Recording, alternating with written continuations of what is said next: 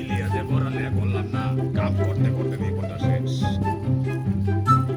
এই রাখ রাখ রাখ মার মার মার মার মার মার মার মার মার এই ডালে ডালে ডালে হো হো হো সসু সসু মার মার এই বাটা বাটা বাটা বাটা বাটা বাটা কিরে তুই এর বইরে সব বই বই ক্যাপসে লাইতেছস, আজকে রাতে জীবন করে তার কথা রেজাল্ট দেখ। বাবা তুমি যাও আমি দেখতাছি রেজাল্টটা আমি তো ফাস বাবা তুমি বুঝো না করে আমি তো ফাস তাহলে তুই এতে জীবন করে রেজাল্ট দেখ, আমি ঠান্ডা হলাই দিয়ে হ্যাঁ আচ্ছা বাবা তুমি যাও গেম খেলতাছি আনো খালি পড়লে আর মারা যায় দেখতাছি এ মার মার মার মার মার মার মার মার মার এ আজকে আমার আনন্দ করে দেখ। আর বলাই যায় জীবন করে রেজাল্ট পাইব, পরীক্ষা পাস হইব, আর দিন জন্য বাড়িতে বৃত্তি হয়ে যাবো। কি আনন্দ।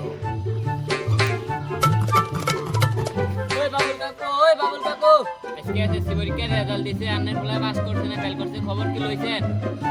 আমার বলার খবর ভালো হইব, আমি জানি জানি। আজকে খবরটা লই গিয়া কাগজ কইরা ওনার লিগে বৃত্তি হয়ে গেল। অনেকে তো ভাবছি ভাবছি খেললাম এলা রেজাল্টটা দেখে লই আজ তো পাইতাম জায়গা নাই দুই বিষয় সারা সবই খরচ রে বাবা পাস করছস, তাহলে আমি বাজার থেকে বৃত্তি লই গেলাম। আব্বা দুই বিষয় সারা আব্বা সবই খরচ আব্বা মাফ করে দাও আব্বা আর বলা মানে কি আব্বা